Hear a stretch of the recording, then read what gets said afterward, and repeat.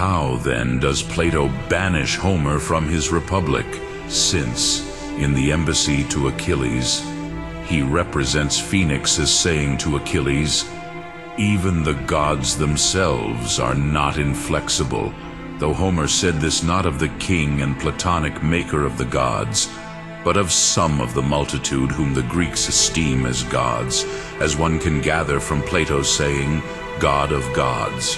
For Homer, by that golden chain, refers all power and might to the one highest God, and the rest of the gods, he said, were so far distant from his divinity that he thought fit to name them even along with men. At least he introduces Ulysses, saying of Hector to Achilles, "He is raging terribly, trusting in Zeus, and values neither men nor gods." In this passage, Homer seems to me without doubt to have learned in Egypt like Plato concerning the one God, and plainly and openly to declare this, that he who trusts in the really existent God makes no account of those that do not exist.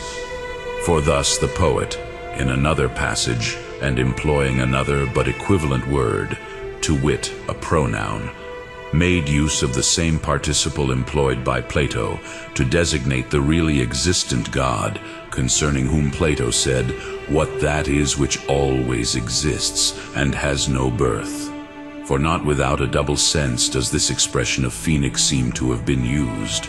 Not even if God himself were to promise me that, having burnished off my old age, he should set me forth in the flower of youth. For the pronoun himself signifies the really existing God. For thus too the oracle which was given to you concerning the Chaldeans and Hebrews signifies.